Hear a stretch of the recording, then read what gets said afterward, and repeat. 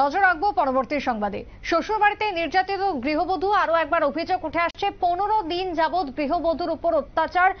15 দিনের শিশু সন্তানকে ফিরে পেতে অসহায় মায়ের আর্তনাদ। ঘটনা তেলিয়ামুড়ার ত্রিশাবাড়ি এলাকায়। অভিযোগ, তেলিয়ামুড়া এলাকার ত্রিশাবাড়ির জয়ন্ত দাস নামের এক যুবকের সাথে মনু থানাধীন মাছলি এলাকার গৌরী দাসের সামাজিকভাবে বিয়ে হয়। বিয়ের কয়েক বছরের মাথায় বা 1 বছরের মাথায় প্রত্যেক দিন আজ থেকে 15 দিন পূর্বে জয়ন্ত এবং গৌরীর কোল আলো করে ফুটফুটে কন্যা সন্তানের জন্ম হয়। কিন্তু কন্যা সন্তান জন্ম হওয়ার ক্ষেত্রে জয়ন্ত এবং গৌরীর দাম্পত্য জীবনে কালো মেঘের ছায়া নেমে আসে। শুরু হয়ে যায় অশান্তি।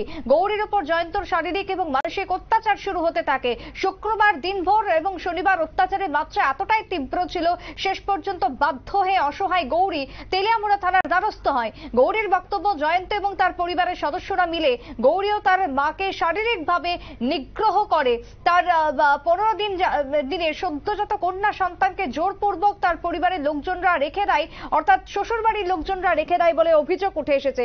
ঘটনার সুষ্ঠু তদন্তের আর্জি এবং একেবারে শ্বশুরবাড়ির বিরুদ্ধে ক্ষোভ উগরে দিয়েছেন ওই অসহায়া গৃহবধূ। সন্তানকে কাছে পাওয়ার আর্জি উঠে এসেছে গৃহবধূর পক্ষ থেকে। তেলিয়ামুড়া থেকে কি জানা যাচ্ছে ঠিক ঘটনা প্রসঙ্গে শুনুন। আমার স্বামী সন্ধ্যার সময়টা শোনা গেছে, সেখান থেকে বাড়ি দিয়েছে প্রায় রাত্র 7:30 বাজে। আর হেরা ঘুমাইছে রাত্র 12টার সময় ঘুম থেকে উঠছে কালকে রাত্রে। এমনকি কালকে দুপুরে 10:30 থেকে বেলা 1টা-1:30 অবধি ঘুমাইছে দিনের বেলা। রাত্র প্রায় 7:30টার সময় কাজ করছে, ঘুমাইছে। রাত্র 12টার সময় ঘুম থেকে উঠছে। বাচ্চারা খুব কান্না করতেছে। আমি ঘুমের থেকে উঠছি, উঠতে হেরা আমি আমার স্বামী আমি যেন আমি ঘুমাই, আমার রুমের লোক একটা রুমের মধ্যে আমার স্বামী ঘুমাইছে। তোকে ডাক দিছি, কাছে তো রুম ডাক দিছি, দিয়ে হেরা করছি বাচ্চাটা একটু পড়ে রয়েছে।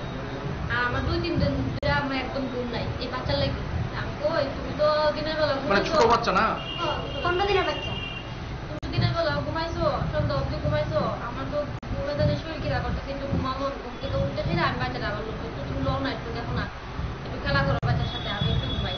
ফাইনাল হইতো না কোনো মতে কইয়া বললে আমি বাচ্চা দিছি। বাচ্চার বাবার লইছে, লয়ে সেরা বাচ্চাটা কাঁদতেছে, বাচ্চাটা শান্ত করছে।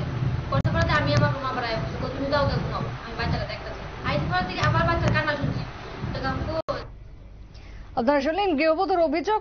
ইতিমধ্যে এই বর্বরোচিত ঘটনার ব্যবস্থা গ্রহণে পুলিশের দ্বারস্থ তেলিয়ামুড়ার সচেতন নাগরিকরাও এই ঘটনার যাতে সুষ্ঠু তদন্ত হয় সেই দাবি তুলেছেন।